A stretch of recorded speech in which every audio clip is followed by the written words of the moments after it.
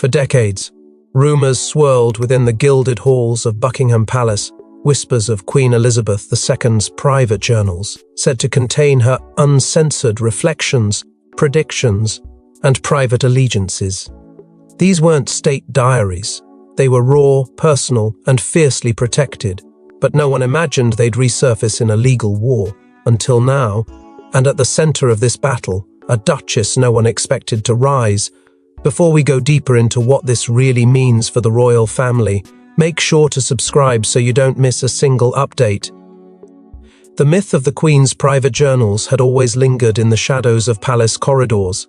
It was a story passed among staff in hushed tones. Some claimed they were written during sleepless nights at Balmoral. Others swore they were updated daily in the solitude of Windsor. But after Her Majesty's passing, the official narrative insisted they were never found. Were they destroyed in an act of loyalty, hidden to protect the monarchy's image, or worse, stolen in a silent coup within the family itself? These unanswered questions hung like a fog over the royal household.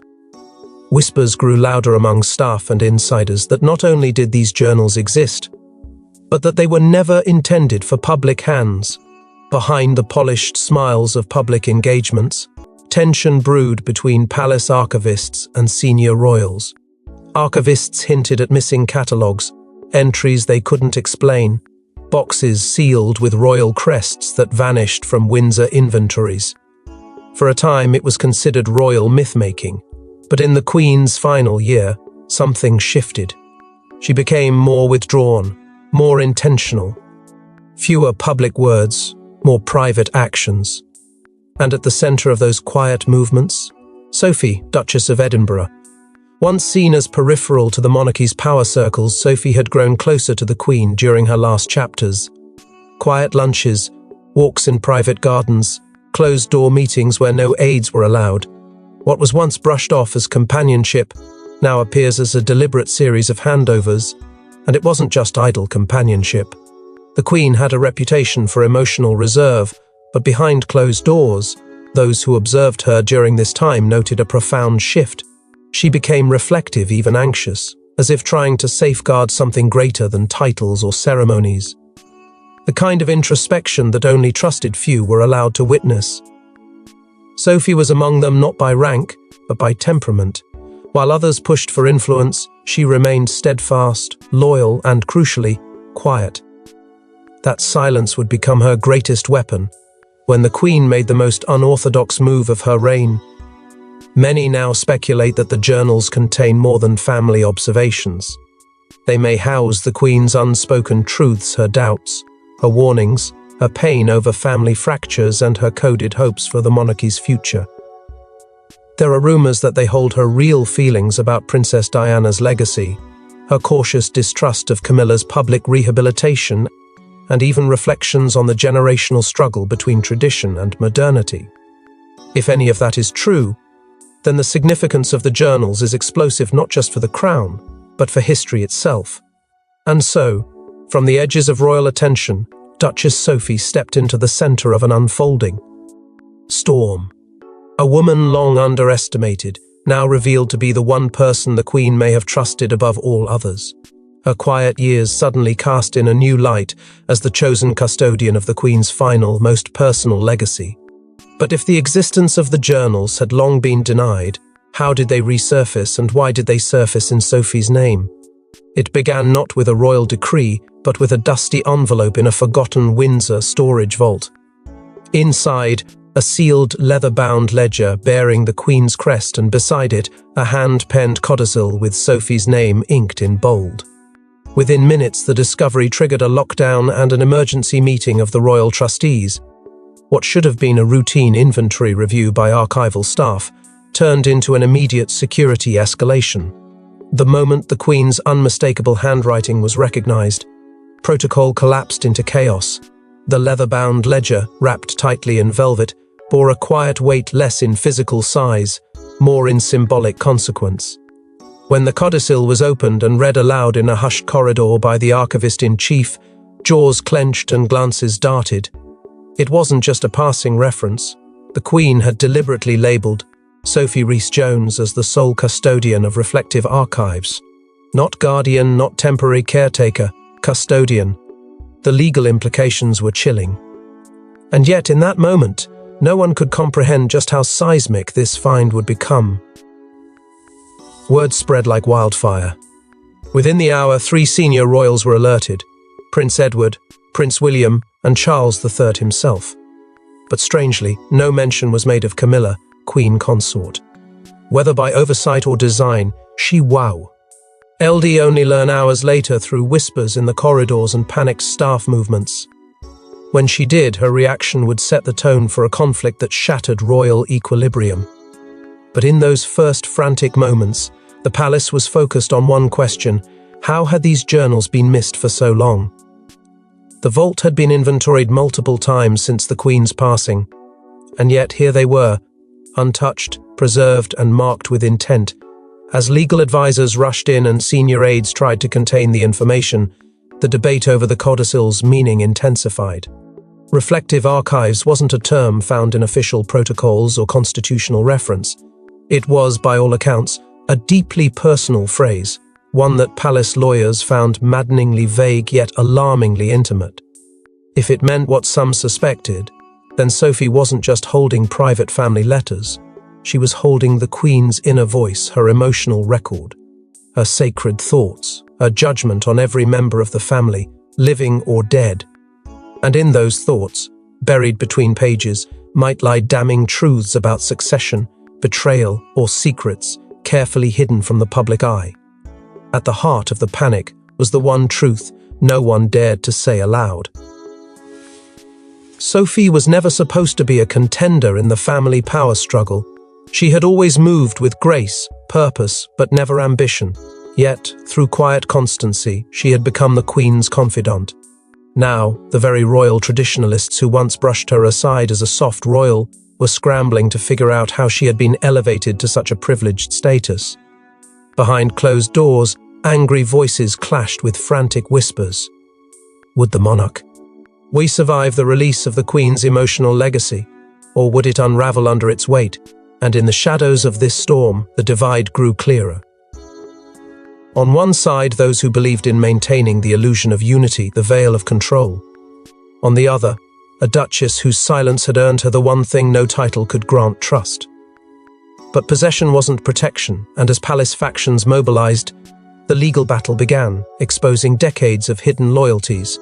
Camilla, Queen Consort, was livid. Sources say she stormed out of the council chamber, slamming a folder on the table and vowing the journals contained entries never meant for Sophie's eyes. But was it protectiveness or fear of what the Queen wrote about her? In a palace built on decorum, Camilla's outburst sent shockwaves down ancient stone walls. Her fury was more than theatrical, it was volcanic. Within hours of the journals being confirmed as real and legally bound to Sophie, Camilla's legal advisors were summoned. Their goal: dismantle the codicil piece by piece. They argued its language was ambiguous, that reflective archives wasn't a legal classification, and that the Queen's advanced age at the time raised questions of intent. But beneath the courtroom strategy, there was a growing sense that Camilla's objections weren't solely legal. They were personal, deeply personal. She wasn't just challenging a document, she was challenging the legacy of a monarch who may have never fully accepted her reign. Behind closed doors, a confrontation unfolded that was never meant to leave the palace walls. A family meeting, hastily called, turned emotionally charged as Camilla and Sophie faced one another. What began as calm quickly turned into a thunderstorm of veiled insults and rising voices. Camilla demanded to know why Sophie hadn't disclosed her knowledge of the journals earlier. Sophie, visibly composed but unyielding, offered no justification, only that she had acted as instructed. Observers in the room later described it as one of the most emotionally raw moments in recent royal history. There were no crowns in that room, only wounded egos and clashing grief. It became clear this wasn't about paperwork, it was about power, and whose truth would be allowed to survive. Rumours began to swirl that the Queen's journals contained passages that bluntly critiqued Camilla's rise, her public image, and the quiet damage caused to the institution during her earliest days beside Charles. One entry, allegedly leaked from a court insider, suggested that the Queen had harboured grave concerns over the public's long-term acceptance of Camilla as Queen Consort. Though never officially confirmed, the suggestion was enough to make headlines explode. Suddenly the battle wasn't just about ownership, it was about perception, and about whose version of the monarchy would prevail. Camilla, cornered by the growing media storm, privately demanded Charles intervene. She insisted that the Queen would have never entrusted such volatile material to anyone but her heir's oversight. But Charles, weary of further scandal and paralyzed by memories of past royal divisions, refused to take a side. His silence stung deeper than any spoken word. Camilla, isolated and humiliated, began retreating from official engagements. The Queen consort, once poised as the steady hand behind the throne, now appeared rattled, ableized, and increasingly desperate to control the narrative. But a more haunting possibility began to emerge. What if Camilla had known about the journals all along? What if her push to tighten control over royal archives in the final years of the Queen's life wasn't coincidence, but strategy? Some insiders claimed there had been previous attempts to access certain boxes, requests mysteriously denied by palace staff close to Sophie. It painted a troubling picture that this wasn't the first time Camilla had tried to suppress the Queen's reflections. If true, it would mean the Queen herself had anticipated this struggle and deliberately acted to prevent it. That she knew exactly what kind of fire her words could unleash and chose her confidant with surgical precision. But as the royal walls shook from Camilla's outrage, Sophie remained silent, waiting for the legal war to expose what the Queen had always intended. In a confidential courtroom closed to the public, palace lawyers, archivists and royal descendants faced off. Documents never meant for public view were placed before a judge. What was at stake wasn't just paper, it was legacy, power and trust. And Sophie's legal team came prepared. The courtroom was unlike any other. No press, no cameras, no curious eyes peering in from balconies. It was an airtight chamber of secrets, shielded from the public to protect what insiders called the monarchy's final veil. Security was tight. Entry was restricted to a select few, each bound by a legally enforceable silence.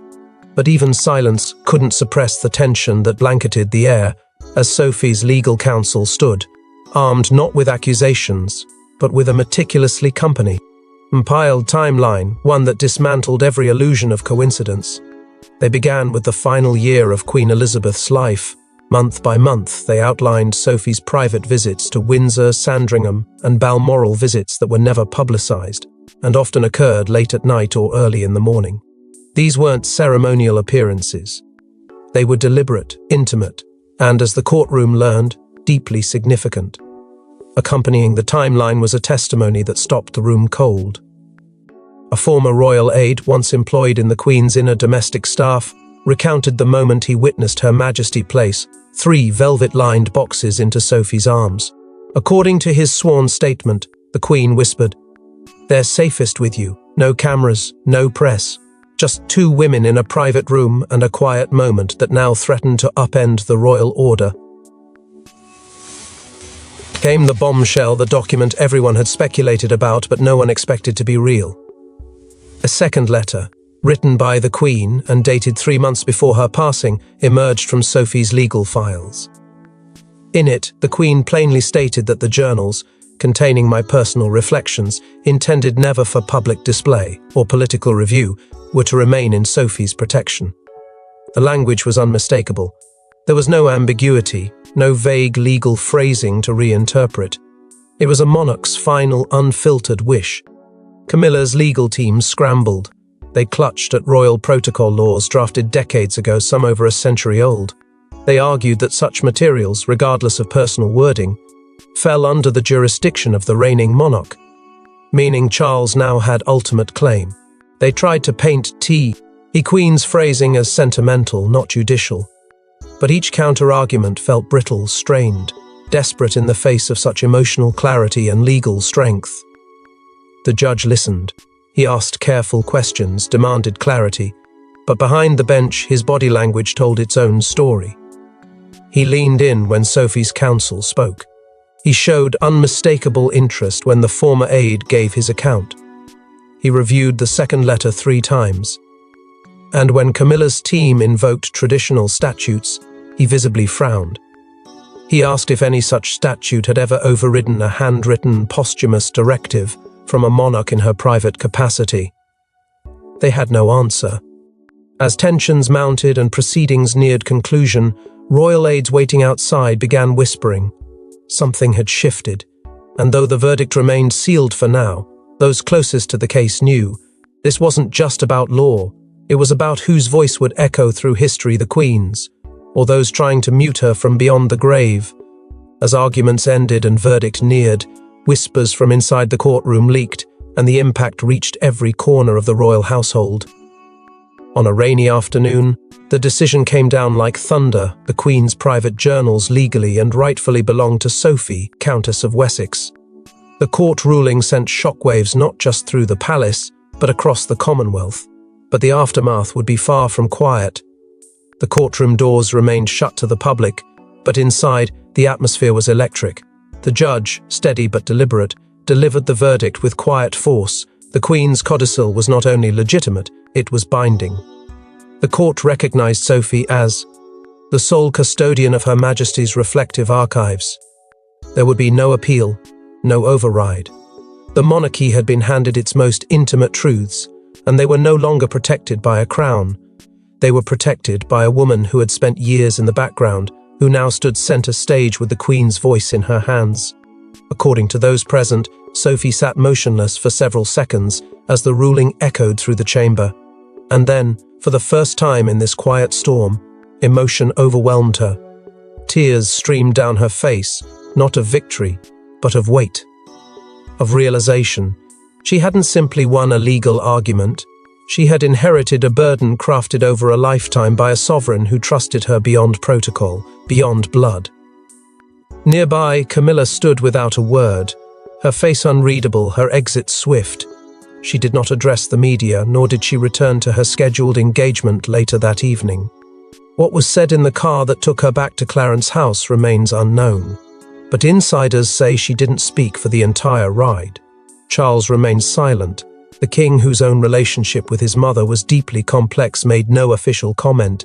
His press office released a generic statement respecting the court's decision, but behind palace doors, many sensed his detachment masked a deeper, unspoken divide. Whether he supported Sophie or simply accepted the inevitable, no one could say. But those close to him reported he spent the evening alone in his study. The monarchy, built on appearances, had just been reminded that truth has a pulse and it doesn't wait for approval. Outside Buckingham Palace, something rare unfolded. Supporters gathered, not in protest, but signs reading "Justice for Sophie," and the Queen's keeper waved against the grey sky. Former royal aides and distant aristocrats gave quiet nods of approval to reporters. Headlines blazed across international news outlets. Sophie vindicated, a legacy restored, Queen's secrets entrusted to the Duchess. For a woman who had once been seen as peripheral, invisible even, the world now watched her every step. Every camera flash, one question lingered: what would she do with the power she never sought but could no longer ignore? The victory wasn't just legal, it was spiritual. It redefined Sophie's role, her standing, her history with the Queen. But celebration quickly gave way to tension, because winning the journals meant owning their truths.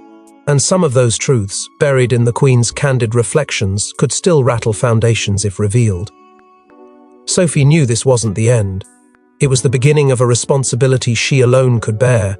But the Queen's secrets were never meant to remain sealed forever, and Sophie's next move would define her legacy. For the first time, pages from the Queen's private journals were read aloud, and they stunned even the most seasoned royals.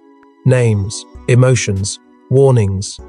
And among the most unexpected entries, deep maternal admiration for Sophie and words of caution about the future of the crown. In a secured meeting room within Windsor, the journals were unsealed under strict confidentiality. Only a handful of trusted individuals were present: historians, legal counsel, and Sophie herself. As the pages turned, silence gripped the room. These weren't ceremonial reflections or polished speeches. They were unfiltered, raw, at times brutally honest. And as the ink faded across lines of royal parchment, One thing became clear: Queen Elizabeth II had never intended her inner voice to disappear with her. She had preserved it, carefully and deliberately, for a time when it would matter most. And that time had now arrived. One of the first entries revealed the Queen's lingering grief over Diana's tragic death. Her words were weighted with guilt regret over how the institution had handled the aftermath, and how, behind palace walls, a young woman's pain was smothered by protocol. Then came reflections on Harry's growing unrest, described not in anger, but in sorrow. "He is lost," she wrote, "torn between duty and a hunger for a life he does not yet understand." Meghan's name appeared too, accompanied by concern, not condemnation. The Queen seemed perplexed by her motives, uncertain of her sincerity, and quietly aware of the tension her arrival had created within the firm. But through it all, the Queen's tone was more anguished than bitter. Her journals weren't weapons, they were wounds on paper. And amid these pages of loss and burden, there emerged something few expected: warmth. A subtle, rising thread of affection that pointed time and again to Sophie. The Queen described her as the quiet strength in a house that often forgets its heart. She noted Sophie's dignity during times of immense pressure, her discretion during family feuds, and her loyalty when others chased influence. One passage stood out in particular: "In Sophie, I see a mirror of resilience. She does not speak to be heard, she listens to be understood." That is rare here, that is royal. It was more than praise, it was confirmation that Sophie had not only earned the Queen's trust, but her affection, something not easily given in a family where emotion was currency, and vulnerability often punished. Perhaps most alarming to the royals, however, were the Queen's stark assessments of the monarchy's future. She expressed grave concern about the institution's ability to endure after her passing, especially with Camila positioned in the spotlight. She feared that the public's trust, already fractured, might crumble under perceived inauthenticity. "We are not owed reverence," she wrote. "We must earn it, and we are running out of time." These entries read like warnings, not against any single person, but against the erosion of meaning within the monarchy itself. They were a call to protect what was left of its soul. Not every journal was made public. Sophie, ever cautious, allowed only selected portions to be revealed in a private circle. But those who heard them understood something seismic had shifted. There were references to unresolved family betrayals, entries coded with initials, and mentions of events that had never been disclosed to the public. Hints of greater turmoil, deeper regrets, and unreleased truths loomed behind every page not yet opened. And that looming presence, that possibility of more revelations to come, sent anxiety rippling through the highest tiers of the royal court. Now, Sophie held more than the Queen's trust, she held leverage. The question was no longer whether she had won. It was what she would choose to do with that victory, because behind every unopened page there lived a secret, and those secrets had the power to redefine the very foundation of the crown. But as Sophie weighed releasing more, powerful forces within the palace began to close in again, determined to silence her. Soon after the journal entries leaked, Sophie's royal privileges were suddenly under review. Her scheduled appearance was cancelled, her security detail reassigned. It was clear someone at the highest level wanted the rest of the Queen's writings buried forever. The fallout began subtly but with unmistakable precision. One by one, royal engagements involving Sophie were quietly removed from the palace calendar. A school visit here, a charity dinner there. No official explanation was given, only whispers of internal scheduling shifts. Then, in a move that stunned even veteran palace watchers, her security detail was reassigned, replaced without prior notice, a signal that her inner access was being scaled back. The shift was not administrative, it was personal and calculated. The message was loud and clear: Sophie was being isolated. Someone within the palace was attempting to tighten the noose without leaving fingerprints. Buckingham Palace issued a carefully worded statement that only deepened the suspicion. It referenced the sanctity of private royal reflections and cautioned against unauthorized disclosures that compromise the integrity of tradition and protocol. Nowhere was Sophie mentioned by name, yet the subtext was unmissable. This wasn't protection of the Queen's legacy, it was containment. Someone feared what might still be inside those journals, what truths could further expose the fractured facade of unity that the monarchy had spent decades crafting. And with Camilla's allies tightening their grip behind the scenes, the walls around Sophie began to close in. Behind those gilded walls, pressure mounted from multiple angles. Camilla's circle, emboldened by years of silent influence, reportedly urged Charles to draw a firm boundary. Their proposal removed Sophie from high-visibility engagements until she agreed to return the unreleased journals to the official archives.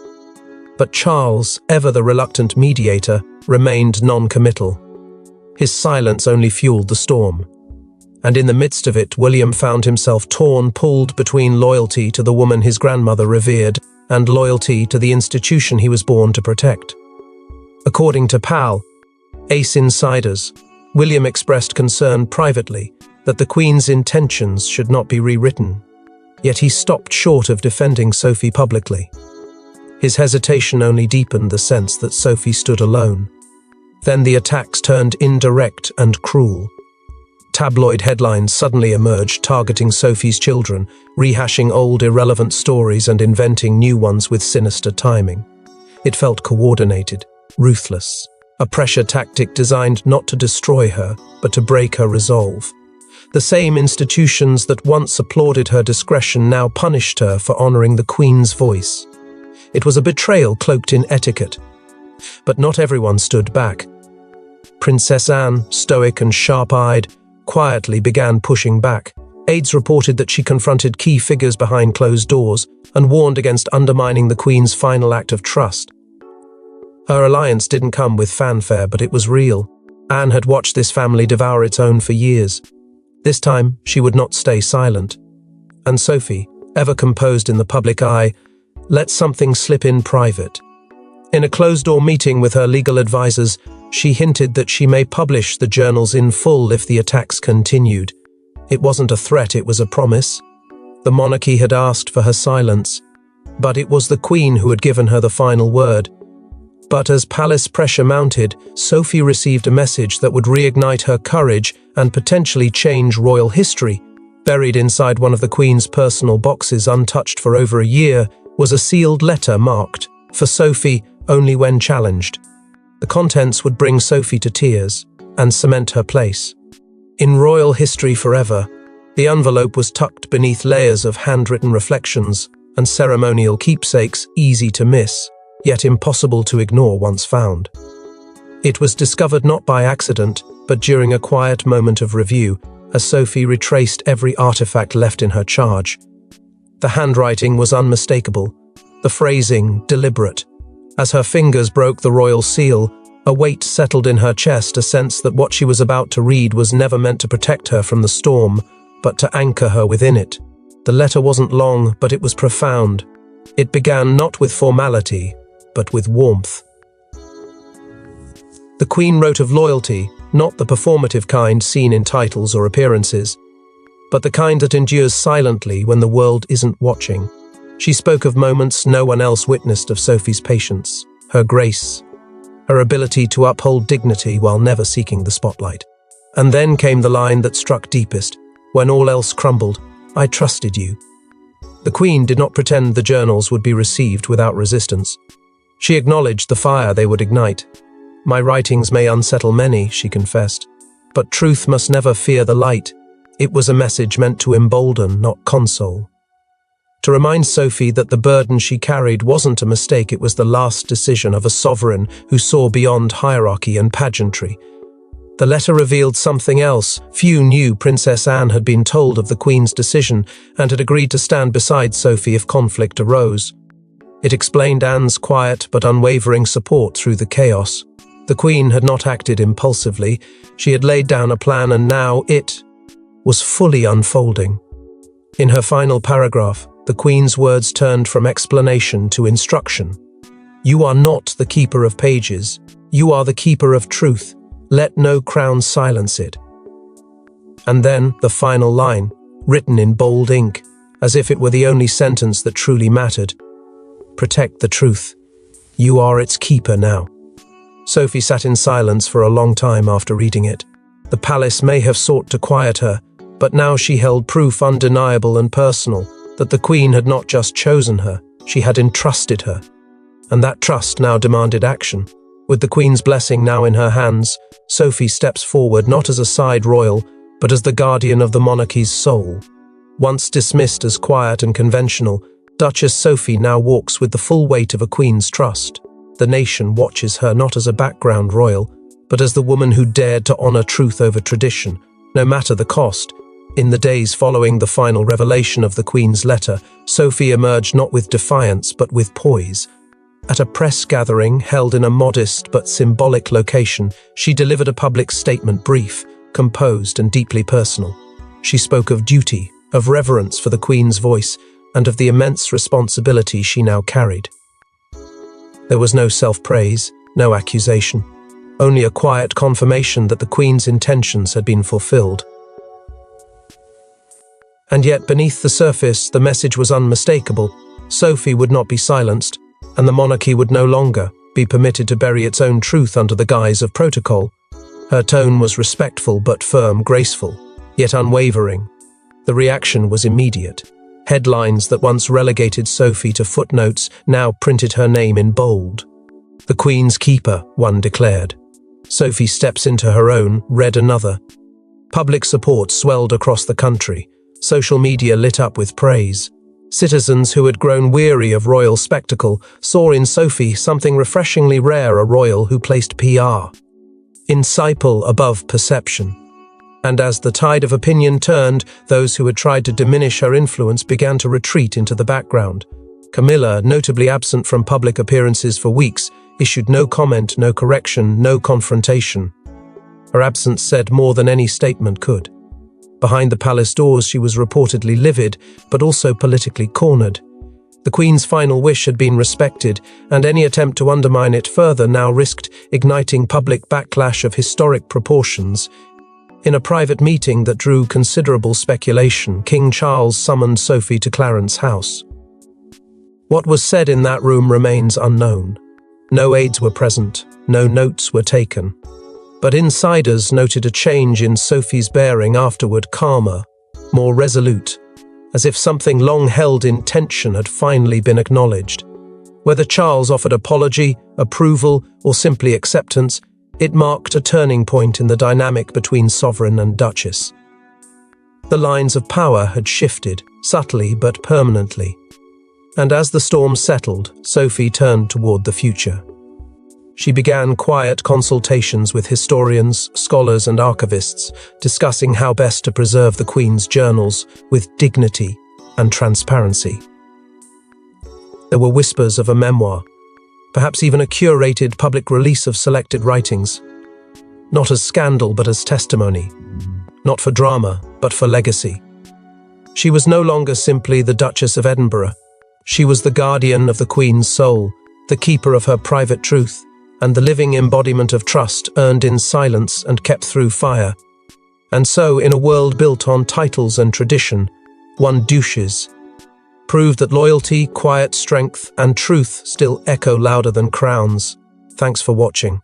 Please don't forget to like and subscribe, and we will see you in next one.